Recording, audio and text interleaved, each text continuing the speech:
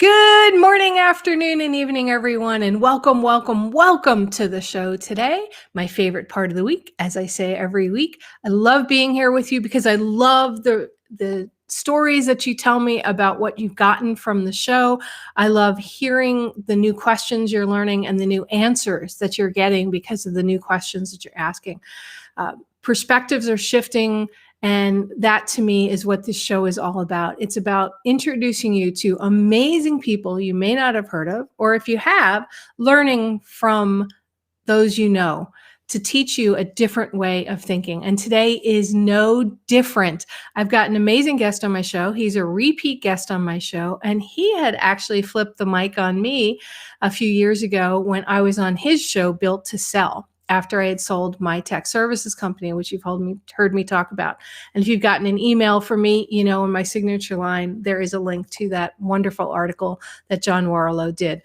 Today, we're going to be here with John Warrillow. He is just released his new book, The Art of Selling Your Business. I love this book to the point where I wish I had written it myself because it is dog-eared.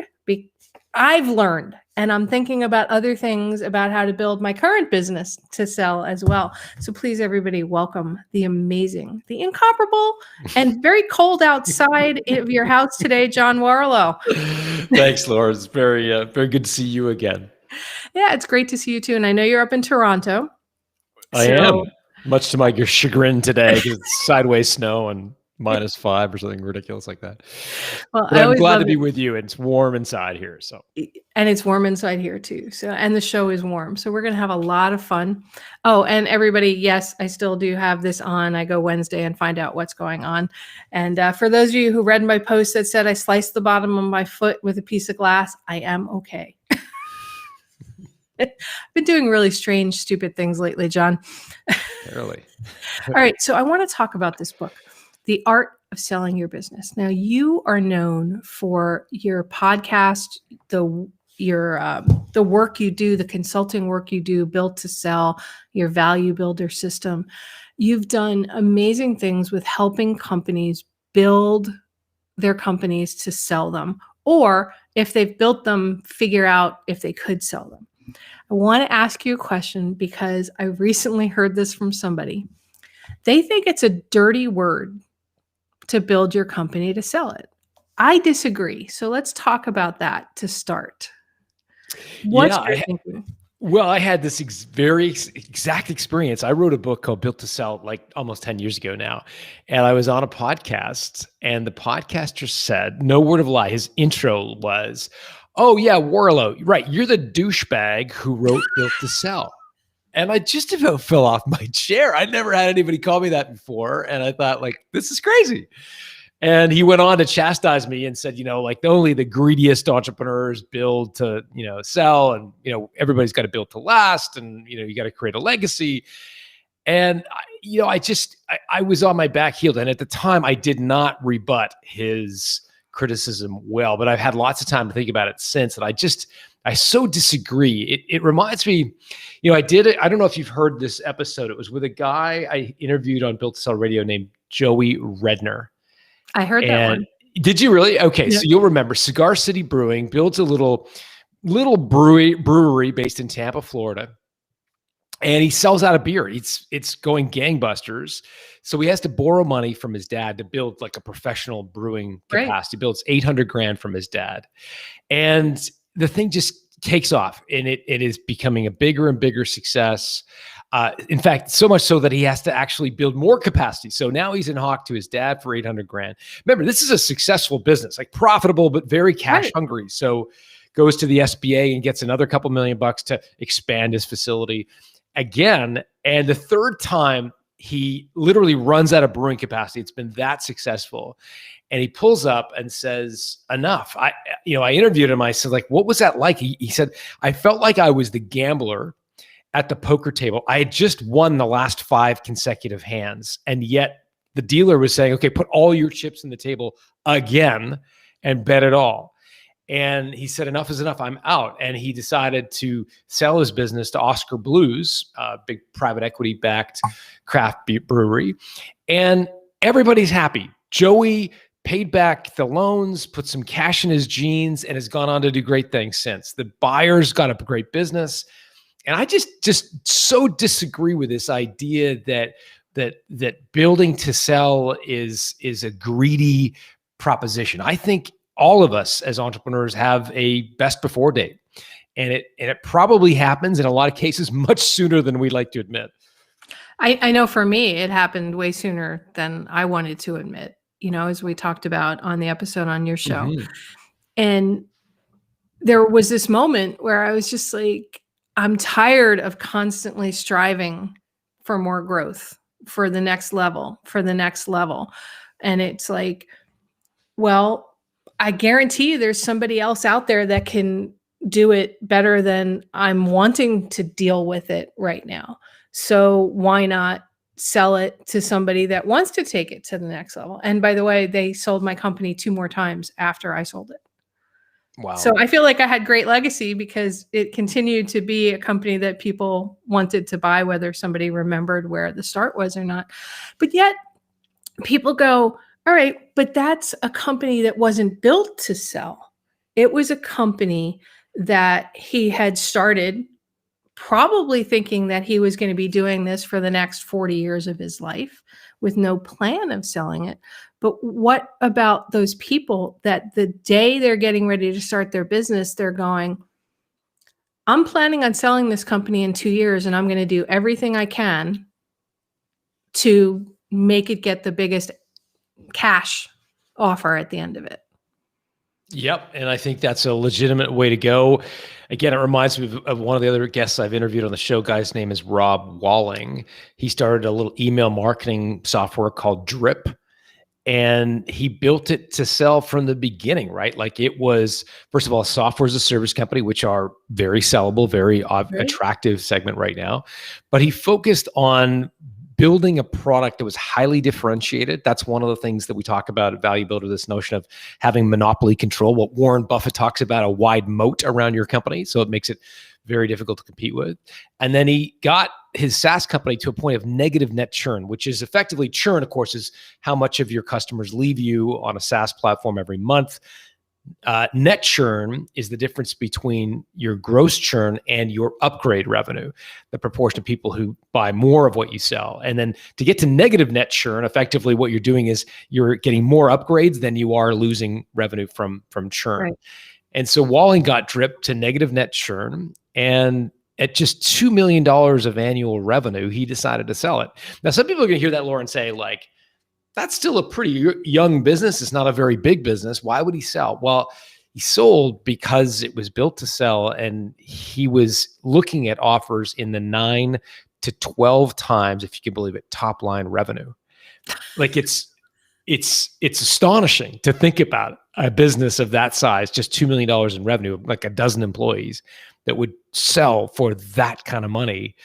But it was built to sell from the beginning. And he reached something that we talk a lot about called the freedom point, which is the point at which the sale of your company can fund the lifestyle that you dream of for the rest of your life. And when you reach that point, it's worth asking the question, and am I willing to give up effectively financial freedom in return for what you described, Laura, as like the next tranche of growth, right? And you were burnt out and you're like, I just don't want to do it. Yeah. And Walling got to the same point and realized that if he just sold his company, even though it's just $2 million of annual revenue, he could live comfortably for the rest of his life.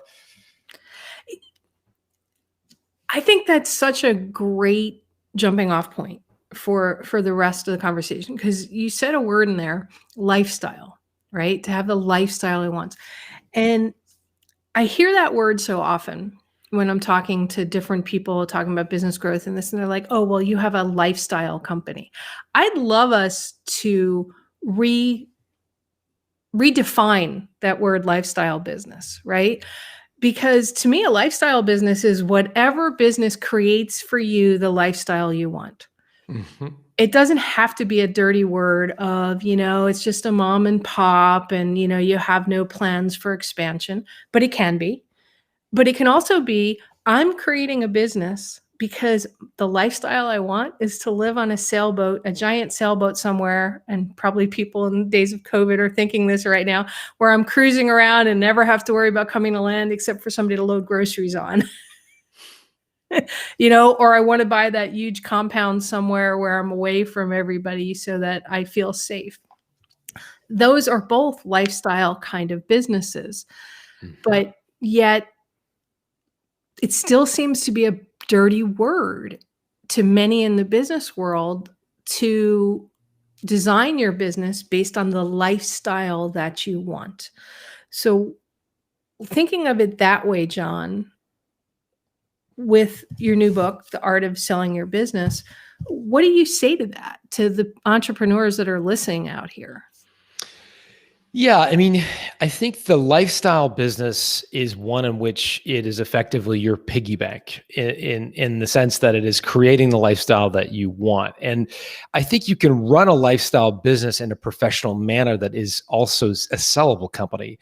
You can also run a lifestyle business that's not sellable. So effectively, what you're looking for, the precursor, the raw material for a sellable company is one that can thrive without you. And if it can, then it is a sellable asset. And whether you perceive it to be a lifestyle thing or not, I'm reminded of another guy I interviewed that's in the book named Sean Oshman, who for him, he was running a small IT services business in Denver, Colorado. And he reached a point where he wanted to actually, no word of lie, live on a sailboat. Funny, you should bring the whole idea of a sailboat up. That's what his desire was. And so he got to the point, he said, by my 40th birthday, I want to be living on a sailboat.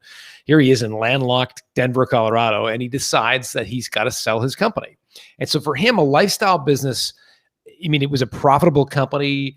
It was a relatively successful company, but for him to really create the lifestyle that he dreamed of, it did require him to sell the company. In other cases, it doesn't. It is a successful enough business that it is there is no need to sell it, and it affords you the lifestyle.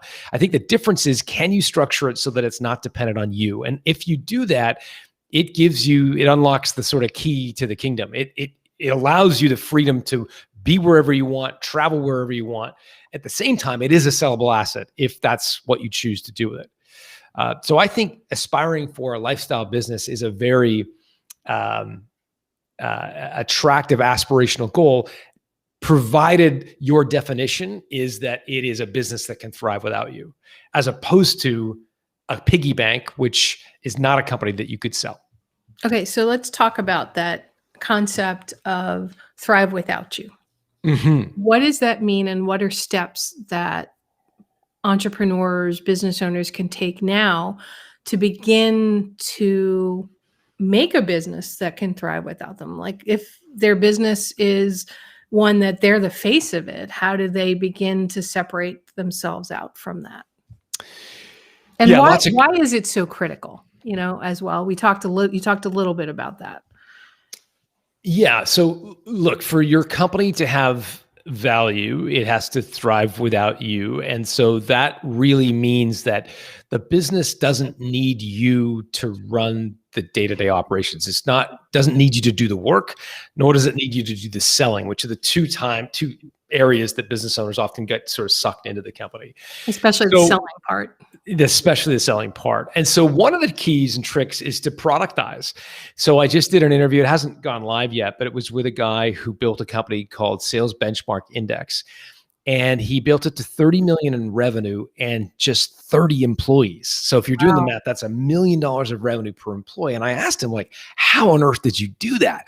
And he said, I did it by productizing my service. So what he did is, instead of selling his hours or project based, he said, look, we know how to do these specific sales consulting things. So for example, we know how to segment your database. We know how to benchmark your salespeople in deciles, et cetera. And so he would go to his customers with these very packaged services. And that, he says, gave him leverage, because we weren't learning how to sell that service. We weren't learning how to deliver and execute that service. We knew how to do it with our eyes closed.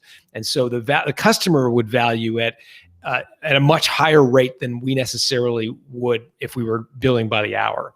So one of the first steps is productizing. The other thing that is really important is naming your product. And so unlike most service companies that charge, for example, by the hour or by the project, he named his services. He actually branded them. That gives them a tangibility or tangibleness to them. And what that does is allow salespeople to sell it. Because as entrepreneurs, we often sell almost by default. We don't even know we're doing it, but we're such subject matter experts in what we do. And Laura, you're a classic example of it. We're so good at what we do that we people want to buy from us just because we're industry experts. Right. That's not the same for the salespeople you hire. They are generally not the same level of industry expertise as you have. And therefore, you need to basically productize your service so they have a thing to sell. They thrive on replicating, repetition, doing the same thing. And so that's another reason I think you want to productize and specifically name your products so that other people can do the selling. That's important. I love that, because I know that one of the difficulties I had was finding salespeople in my business. And it was because they just couldn't seem to express it the same way. And listening to what you said, even though I had productized, like we had Angel Watch, we had Angel, like everything was named, I obviously never fully trained them into what it was. I didn't make it easy enough for just anybody to go out there, because so much of what I did was consulting at the sale versus selling. So can we talk about that? You mentioned building these product lines, productizing with this latest person. One of the things that smaller businesses, when they start out, well, every business that starts out as a small business, right? Mm-hmm. They can grow to be these Fortune. Even Tesla was just an idea in Elon Musk's mind at one point. Amazon, they were boxing up books in the garage. It was a small business when they started out, right? He might have gotten a bunch of funding, but it was still a small business. Yep. So this idea of separating yourself out, for many businesses, especially in the early stage, the sell to get new clients is a very consultative one. It's not a go buy my book. It's you're buying me, you're buying my company. So how do you move from that and I know you have a lot of that inside your book and with your website as well. How do you move from that in a progression to where you can add these different salespeople in and separate yourself back?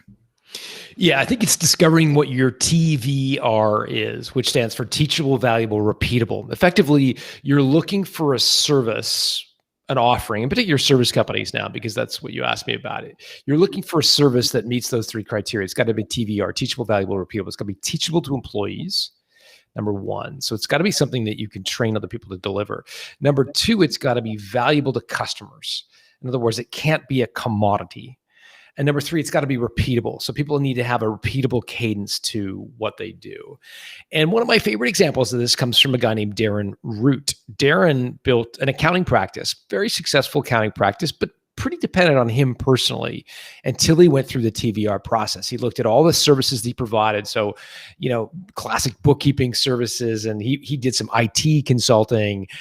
He did audits, and he even did some selling M&A work, but business brokering work. And he looked at all those things and he said, none of these things really meet this TVR criteria. The things that are most teachable to my employees, they're not very valuable to my customers. Equally, the most valuable things that I do, i.e. the M&A work, I can't teach someone else to do.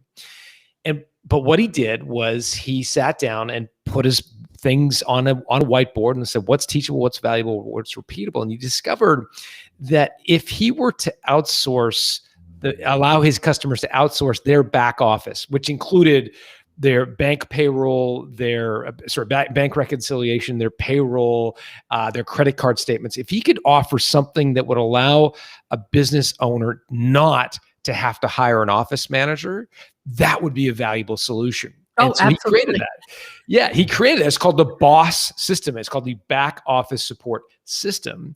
And his target market are generally physicians, dentists, people in the medical world, where oftentimes they are frustrated by the idea of having to hire like a full-time office manager at a relatively high salary just to run the back office of the practice. And he went to them and said, look, you don't need to do that. You make money when you're seeing patients. Why don't you let me take care of the back office stuff? I'll offer you this BOSS solution.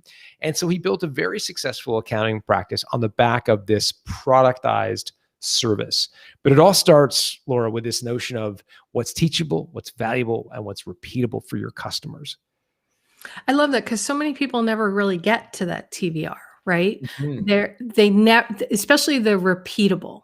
They may think they have something repeatable, but it's really not because they keep making modifications to it or customizing it. Yeah, and the problem is that I think we run into customizations because we don't do the first step and the most important step, which is to segment the market base.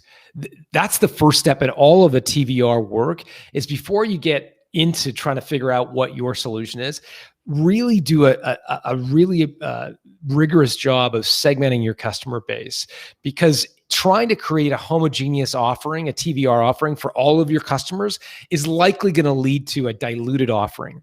Whereas if you really segment hard first and then look at your segments and say, what could I develop for each segment? That's when you start to see real powerful offerings. I'm reminded of a guy I actually interviewed for a book I wrote before the one that we're talking about today, called The Automatic Customer, where I That was a great interviewed. book.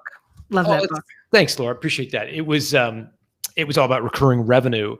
And so I interviewed a guy named Sanyu Panda, who started a company called H Bloom, and they were in the business of selling flowers, right? So if you know anything about selling flowers, it's a very, very seasonal business. Mother's Day, Valentine's Day are the big days, and Right. virtually all of their revenue gets done. And so Panda looked at this model and said, no, I want to sell on a recurring model, i.e. the R in teachable, valuable, repeatable. And so he looked out and said, who buys flowers on a regular cadence? And it turned out that hotels buy flowers regularly because they want that sort of prestigious image on their reception table, right? Right. Flowers there. And so he said, we're going to sell a subscription of flowers. And we could teach other people to sell it, right? Because we're going to train our salespeople. It's going to be valuable to the hotels, because at the time, hotels were literally going down to a flower store and buying a bouquet of flowers. And the general manager or someone senior in the company had to go waste their time physically. And now Panda says, look, we'll ship them to you every 2 weeks, and we'll get rid of the old ones when we drop off the new ones. And it was an automatic sort of subscription offering that he created. I love that. Yeah.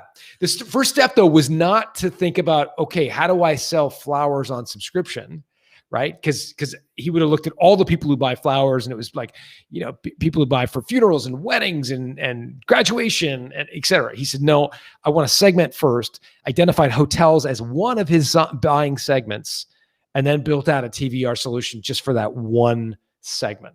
And so that's, I think, the secret to figuring out your TVR. In the case of Darren Root, it was to look at his medical practices, who had the most acute pain associated with the back office of their practices. So it wasn't for all of his practice. It was just for the medical practitioners. So that's the first step, is the segmentation piece. Okay, so we're talking about that, right? What I'm hearing, what's popping up into my mind, oh my God, like is doing that really can determine the value of your business to somebody who wants to buy it, because now you have created perhaps a vertical. And for those listening, if you're not familiar, a vertical is an industry or a group, a segment, as John said, that maybe you have a strength in. Like I did a lot of medical clients and legal, because we did a lot of focus around people who had to follow regulations that were set down. So we created products that enabled them to make it easier to do that, which made it, more nice for somebody who wanted to buy it.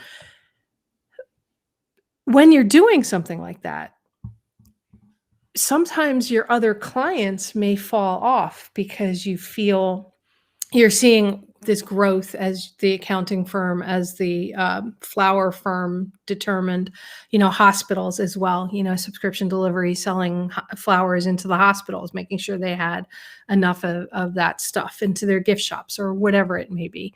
We have a local florist that does that with the gift shops here at the hospitals. They just constantly deliver stuff to them. But how does that change things if, say, you're developing your business, okay? You're seeing you have some segmentation, and then other things fall off. Does that make a difference to a buyer if they see, well, there was this drop off of revenue somewhere? Does that factor? Does it make a difference? Yeah. So two things to keep in mind. Number one, and I'd ask you to think about this in your own life. When was the last time you made a hearty, full-throated endorsement of somebody where you referenced or referred a supplier into your life? I mean, Laura, can you think of a time in the last month where you've referred a supplier of something to a friend? I do it all the time. Like, give me an example. My plumber. And what was it? So why did you recommend him or her? Somebody in my community needed a plumber, and other people were talking about all these other plumbers. And I'm like, no, you need to use my plumber. Here's why. Here's what he does. Here's how exceptional he is. And he just shows up and does what he says he's going to do. What was it that makes him exceptional in addition to that he shows up and does what he says he's going to do? Well, in Florida, that's a huge thing. If a contractor just shows up when they say actually shows up. Got it. It's sadly, it's a huge thing down here. I never understood that coming from New York, that people show up when they say they're going to show up. But the big thing was he always gets the job done. He keeps me informed throughout the process of what's going on, so I don't get any major surprises. Great. During the process.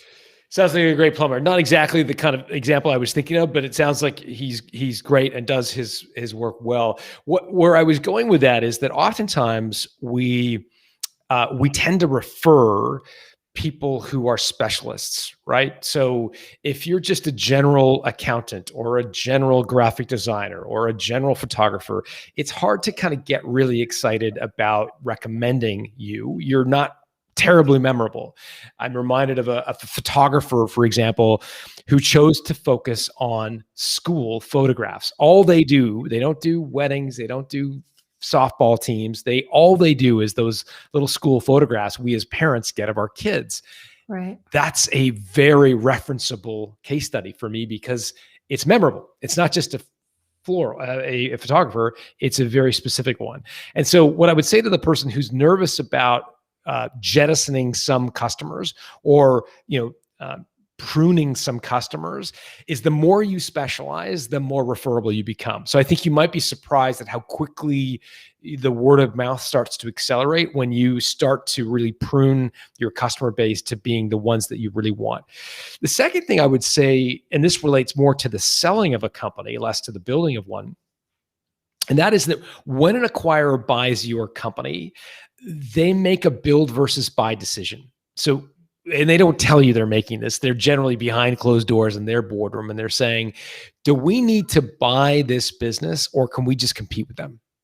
Like it's doing something so unique that it would take us too long or too much money to replicate, or can we just lower the price we're offering our service for 6 months and basically pick up all their business? And if the answer is that really there's nothing unique about what they do, that they're just providing a commoditized service, you're not going to get acquired. You're going to get and create a competitor. They're simply just going to choose to lower their price. So the companies that get acquired do one thing so well that the acquirer looks at it and says, you know what, let's just buy them. It's going to take us years to build the same kind of brand equity, same kind of customer list, the same kind of processes that they've got already baked. Why don't we just buy them?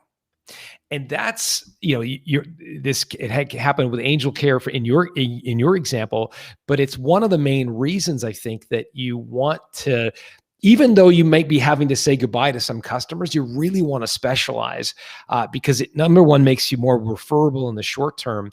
It makes your company sellable in the long term. Yeah, I love that concept because, well, and I still do this now. I look at my customer list every year, and there are some people that time to pass on to somebody else because Mm. it's not really where I'm seeing the focus of my company moving towards.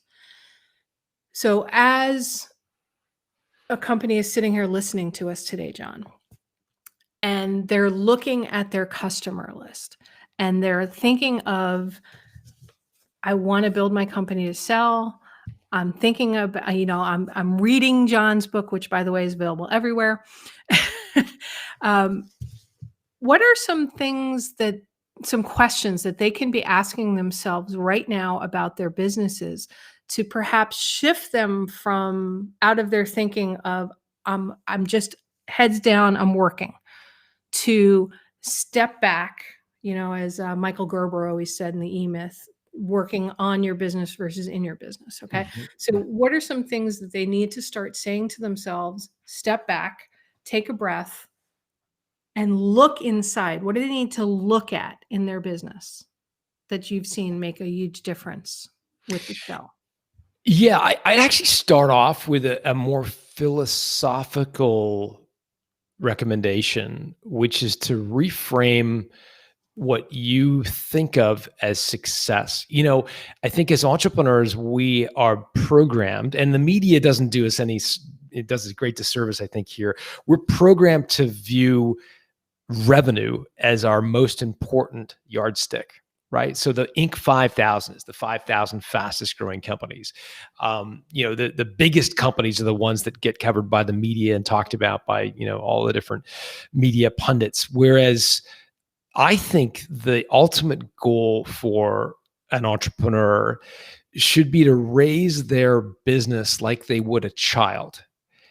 And I know that sounds really weird on a business podcast to think about the role of parenting in building a company. But I think for those of us who have kids, I've got two kids, 13 and 15 now.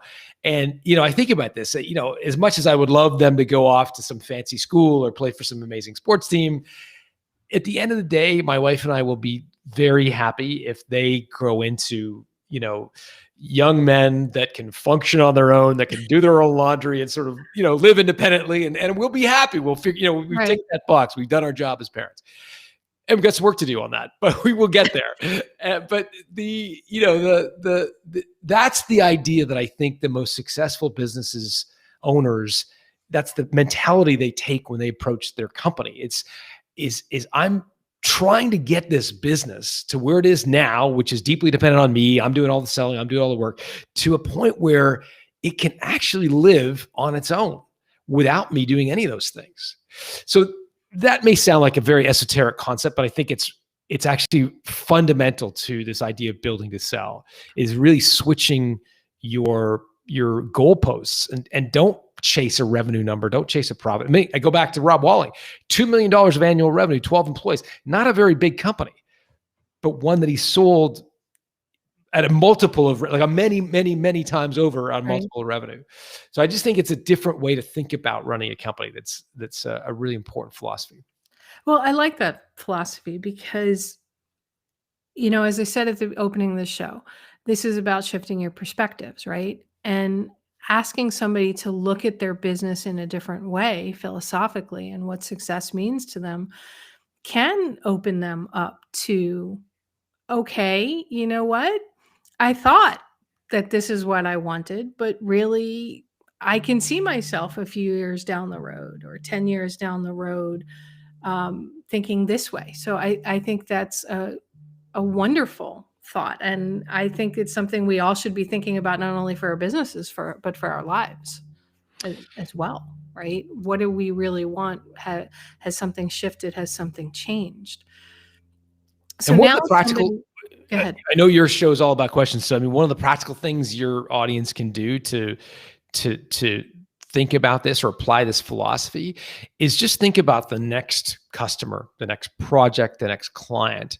And before you say yes to offering that product or working with that client, just say, is that project going to make my business less or more dependent on me? Oh, I And if love that. If the answer is more, although it may be tempting for revenue and cash flow perspectives, think twice, because it may just get you on a hamster wheel to nowhere, right? If you're not really building anything that's independent of you, it's more of a job than a business. Even though the IRS thinks it's a business, really it's a job. And if the goal is to build something that you could ultimately have run without you, giving you the freedom to do what you want, including selling, if that's what the choice you make, then it may actually be worth declining that client or project and investing that time in building a business that's less dependent on you. Is there ever a time from your experience where sometimes entering into something with a new client or with a new idea that requires you as the owner to put your face and be the front, but you know that it has a short time period where, you're creating something, you're generating all of that excitement for it, and then you can transition it off? Does that ever work, not work? Yeah, oh, for sure. And I mean, again, a lot of us as entrepreneurs, we add the most value to our companies when we're thinking about new products, working on new initiatives, new marketing programs, et cetera. So yes, definitely. And if you've got a brand new initiative and you want to create your first customer and get that under your belt and kind of create a case study, for example, by all means, that's something that you can do. Know that if you then happen to put your business on the market during the throes of that project, it's not likely going to be a sellable company or one that you could sell without an earnout. Okay. But at the same time, if you take your position as I'm going to create this pilot project, this pilot customer, prove that it works, and then demonstrate how other people can do the selling, et cetera, then by all means, I think that's fine, and that's the way a lot of companies are built. It's just, I mean, you think about it, you just put yourself in the shoes of the acquirer, and you say, look, what am I buying? And how is this business going to perform when I write a check to the owner? And if they're worried that it's not going to perform well, they're certainly not going to write a check of any substance to the owner. Okay. So we've now leapt to another conversational point that I really want to make sure we cover, because you talk about it a lot in here, and actually everything that you do, Built to Sell, Automatic Customer, the latest, The Art of Selling Your Business, and your show talk to this. So now you've kind of said, all right, I am going to build my company to sell. I'm at a point where I want to have that conversation. Now that opens up a whole can of worms. I mentioned before we started the show, a friend of mine got approached by somebody, and I laughed. I so laughed, John, when I read it in your book, this similar situation, because my friend called me up and he goes, I got invited to lunch. Somebody wants to buy my business. What do I do? And I said, well, first off, just don't say anything when you go. Let them talk way more than you talk, And he said that the offer was terrible. I'm like, what do you mean the offer was terrible? And he said, well, it was going to be a complete earnout, and they weren't giving me any money up front. And I had to stay and do all the work that I'm doing now that I'm not doing well at, which means I will probably never earn my earnout. So basically, they just want my customer list. Yeah. So what are things that, from that point, like using my friend as an example, I mean, how do you talk to them? Yeah, so we should be clear that an earnout is a mechanism that a buyer will use to effectively buy your business, and usually with some cash up front, but not always, with some goals in the future, that if you were to reach those goals, you would receive a second or third payment of funds. And they're often used in a professional services industry, in business, when the owner is the most important linchpin to the operation, and they want to lock that owner in and pay as little upfront as possible. Right. So, I mean, a couple things you can do. Number one, make sure you create multiple offers for a company like that. So, reacting to one offer is going to put them in the absolute worst possible negotiating situation. So if you really genuinely do want to sell that company, I would then hire an M&A professional or business broker, depending on the size, and create a marketplace for it, effectively shopping the business to a few buyers. And what that does is it hardens the deal terms, meaning it improves the deal terms. So if your customer was getting 10% down and 90% on an earnout, what he might or she might find is that if they were to shop the business, that he or she might be able to get a higher proportion of their cash up front. The second thing that I would say is more structural, and that is that the reason they're offering you an earnout is because they believe the business is still dependent on you personally, and that those customers, the customer list he or she claims that they want to buy, the equity in those customer relationships still resides with the owner. And so what you want to do is create a situation where you can look at the buyer and say, no, the customers are dependent or loyal to a certain product or an employee of mine that is not me, the owner. I'm reminded of this interview again with the SBI. It'll air in the next couple of weeks. The guy who built the company, 30 employees, didn't know many of his customers. And that's what enabled him to sell a professional services company without an earnout, which is somewhat rare. It's much more likely that you would. But again, you want to do the hard lifting, heavy lifting of hiring people to do the work for you, productizing, and in many cases, putting in recurring revenue. Recurring revenue can be that glue that acquirers see when you can demonstrate sticky customers. That can give an acquirer a high degree of confidence that the business is going to live on without you. It's one of the reasons, for example, Sean Oshman, remember the guy from Denver who built the IT services company? He went from doing kind of break fix IT to really focusing on antivirus software management, basically managing over time, offering managed services to small businesses. And because, similar to in your case, he created recurring revenue, it gave an acquirer a sense of confidence that the business would continue with or without Sean. So recurring revenue can be another sort of very important precursor to taking your business to market. Okay, now somebody's in a conversation with a buyer. What are some things that they need to think about? We'll never answer the question, what's my company worth, or what's your company worth, or how much do you want for the business? One of the things that acquirers almost all do, I should say, is they're going to try to elicit your number from you, because he or she who offers the first number in any negotiation almost always loses. I'm reminded of a story. I don't know if you remember the story about Chris Jones in the book, the guy who sold the company Pepper Jam. Do you remember that one? Yeah, I do. I love that story. So Jones, Chris is a great guy and has gone on to do great things, but he started a little company called Pepper Jam, and they were in the affiliate marketing space. And he got a call from a guy named Michael Rubin, who was at the time running a company called GSI, which ultimately went on to sell to PayPal. I mean, he's a very, very successful IT luminary. And Chris Jones gets this call, and Rubin says, hey, why don't you come down and see me? I'd love to talk technology with you, blah, blah, blah. And so Jones goes to his office, and he walks in, and instead of Michael Rubin being by himself, he's flanked by his chief financial officer and his head legal counsel. And without really exchanging even the most basic pleasantries, Rubin says, all right, what do you want for Pepper Jam? And Jones, who's kind of not expecting the question and sort of had arrived there expecting to have this sort of very warm, kind of collegial conversation, is on his back foot. And he says, what do you mean? What do you want for your company? And Jones sort of blurts out a number, his sort of bottom line. And Rubin, without acknowledging Jones directly, turns to his head of finance and says, okay, I think we can get a deal done.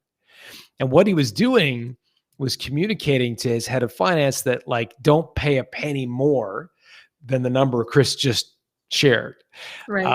Chris went on to have a great career and lots of success since then. So but when I interviewed him for the show, he said, yeah, I probably should not have answered that question. And it's one of the classic mistakes that I think a lot of entrepreneurs make, whereas the correct answer is to simply say, I'm a reasonable person. I'd be happy to entertain any reasonable offer you think makes sense. And leave it at that. Let them make the first move, because you may be surprised at what you see. And the flip side to that is if you really are serious about selling your company and you do give a number, don't do something that's completely off the wall. I'm going to use an example, right? So I only had my company a couple of years, and I was very involved at the Chamber of Commerce. Mhm. And the CEO of one of the banks approached me because they wanted to add an IT services branch to the bank, and they thought it would be perfect for me. Now, I mean, I think I had 200,000 in revenue at that point, right? And I said, "Oh, sure, I'll sell it to you for $1 million." And we're not even talking EBITDA, and we're not even going to define that here. Everybody, if you want to know what all those terms are, get the book, go Google it. If you don't know what that is, you're not ready for this conversation that we're even having here. If you don't understand some of those basic financial stuff, and call me, reach out to John, we can talk to you about all those kind of things. But I really had no clue. And I got an education that day from the CEO of the bank. And he sat down with me and he said, "Laura, I love you. If you really would like to come with us, I'll tell you what your business is really worth. And why you should never go to somebody and say $1 million without the numbers to back it up." And I thought that was a brilliant lesson, John, that I got. Yeah. Yeah, it's a great lesson because you're right. It works the other way. Not only like in Chris Jones's case, can you put a ceiling on which you will ever sell your business for? Equally, you can throw out a number that's so outlandish that it can really turn off a lot of buyers. And it happens much before you've had a chance to romance the other side with all of the unique facets of your company. A lot of times a buyer will just really quickly try to get you the answer to the number to know if there's really any reason to bed in and start learning about your business.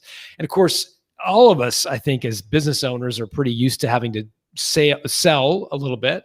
And if you lose the sale before it even begins, you've done exactly that. And so by putting too high a number on, you can often have people walk away without ever really learning about your business. So I think it's just always a mistake. I go back to this interview I just did yesterday with this guy from SBI, Sales Benchmark Index. So we built this company, $30 million of annual revenue on 30 employees. And he figures it's worth roughly 1.25 times revenue. And in fact, he's shared some equity with some key employees based on that valuation technique, 1.25 times annual revenue. Well, he takes it to market and sells it for $162 million. It's unbelievable valuation. He would have, it was, what is that? 5 times what he was valuing the company in. But had he thrown out a number so outlandish like that, he probably would have completely turned off everybody in the process. Equally, had he shared his 1.25 times revenue, he would have given away, in this case, tens of millions of dollars. So it's almost always a better play not to answer that question. Yeah, I love that. And I feel horrible about what I just told people, that if they didn't know their numbers conversation, that this isn't going to make sense. Because I think it's at the same time, it's such a critical component. You shared a story in your book about the numbers, right? Where one of the owners, and I forget who it was, but I love the story when I was reading it. And it's on one of these dog-eared pages in here where somebody wanted to buy their business and offered X. And she said to them, "Well, no, here's why I'm worth Z." Yeah. Because she knew her numbers, and she knew beyond the actual numbers, the additional value bombs that her business being bought out by the other one could provide to existing customers and customer retention and all of that kind of stuff. So I feel like numbers are something that too many entrepreneurs today don't fully understand. And you and I could have an entire show just on numbers, but you've written 3 incredible books that explain all of that to people. Well, that's very generous. Yeah, I think you're referring to the story of Stephanie Breedlove. And of course, Yes. one of the things that I think we make the mistake of doing as entrepreneurs is we think as we approach the sale of our company, we say, okay, if ABC company buys me, because they're so big, they could sell a truckload of my product or service to their customers, right? And in many cases, that's not the way acquirers think. Acquirers are just as myopic as we are, right? Acquirers are just as focused on trying to sell their products. And so having, the thought process of how you can help an acquirer sell more of their things, that's going to make all the difference when you're negotiating. Jay Steinfeld, another guy I interviewed, built a business called blinds.com. So they sold, as the name suggests, blinds, and Home Depot came along and said, man, what Blinds has figured out is not only how to sell blinds, but they figured out how to sell complicated products that need to be installed on a website.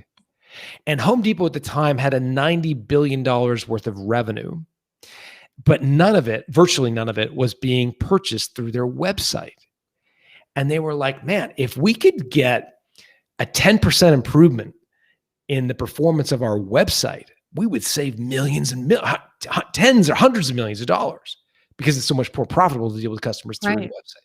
So they bought blinds.com in part because they wanted to be number one in blinds. But the second reason they bought blinds.com was because they wanted to take what Blinds had learned about selling complicated products and apply that wisdom to all of the other products in the Home Depot catalog.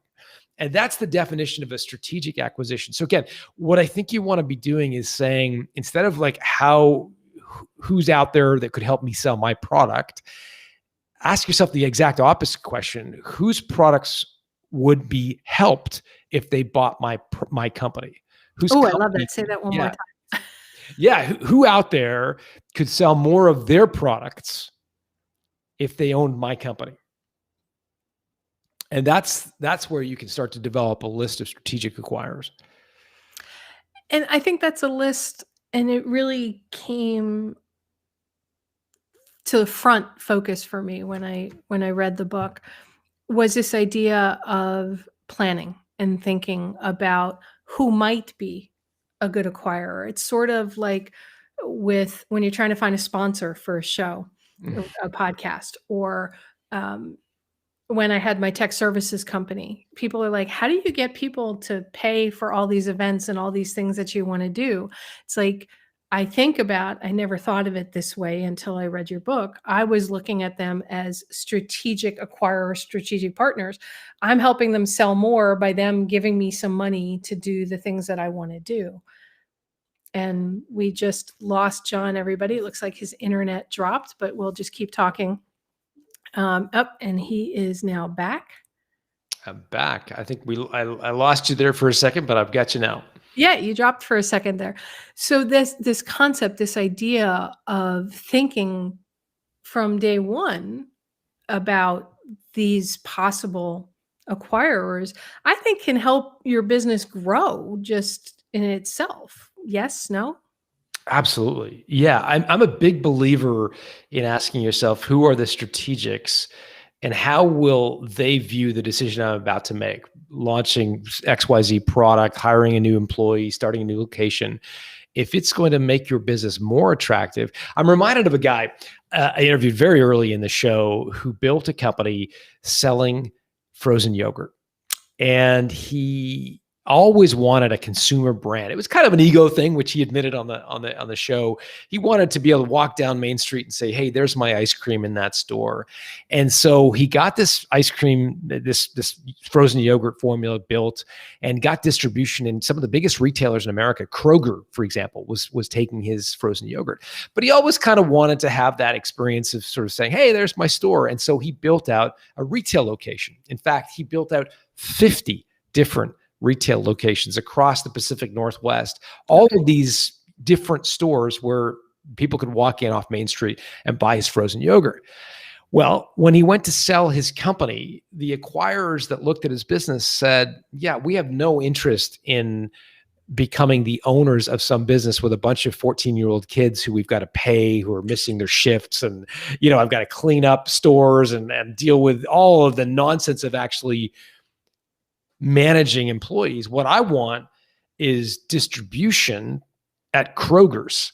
And this frozen yogurt company is sort of a Trojan horse to get my other products into Kroger. So it was eventually acquired by Jorgenfrus, but only after he went through dozens and dozens of meetings with acquirers that didn't have any interest in buying his company, because it was like this.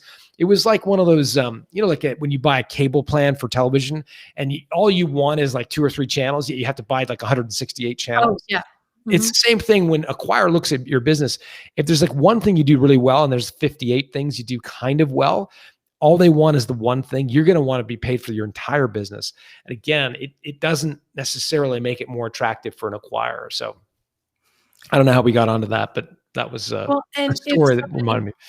Wants to build out their frozen yogurt stores, just know that may not make you attractive if down the road you need to sell your business, or you want to sell your business, or your family who is alive after you've passed wants to sell, and you're trying to set it up for them. I mean, my parents wanted me to keep the condo that they used to live in, and they bought it, they said, as an investment.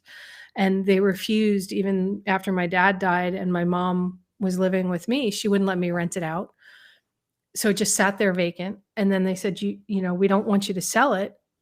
So I had this sort of albatross hanging over me that they thought would always be a good investment down the road, and ended up not being, because they didn't see these trends and things that were changing. And I sold it, for a nice profit. But I had to think differently than what my parents had thought at the time. I'm thinking it's similar to somebody with a business. Are you living your business just for you, but saying that it's your legacy you want to leave to your family? Maybe they don't want it. Yeah. Or maybe by that point in time, you haven't really built a business that they could sell if they didn't want to run it, I guess is where I'm going. Yeah, I hate to say it in such a mean-spirited or confrontational way, but I feel like it's almost like the ultimate expression of your ego, that you would want your business to be passed down to your kids, that you would somehow want them to not forge their own journey, but to do exactly what you did for a living. And I could hear people saying, that's so outlandish. That's such a terrible thought. I'm passing on this very valuable business to my kids. Maybe, but what other baggage are you passing along with that business? Wouldn't it be better to sell it, take the proceeds, live your life, certainly help them with their education and go about helping them in different ways that you can, but creating kids that could basically go and do their own thing? I think this idea of perpetuating business from one generation to the next is just it's just the owner trying to fulfill their ego. And I just think personally, I think it's a sad indictment of the fragile ego. And it's a real problem. Yeah, unless you've talked to the family members and it's something they truly do want to do. But even then, kids have just taken over because they've been in the business and they love it. It's like their passion. But see, I disagree. I think it's almost always a mistake. Here's the thing: I've seen this so many times. I feel so passionately about this conversation. I think if your kids say to you, oh, I would love to run your business, I would love to own the family namesake, the business, et cetera, what could possibly happen there? Two things are going to happen.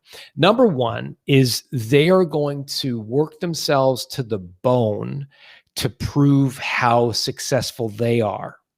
They're going to give up their kids' birthday parties. They're not going to go to the T-ball games. They're going to drive themselves to obsession to show you, their mom or dad, how successful they are.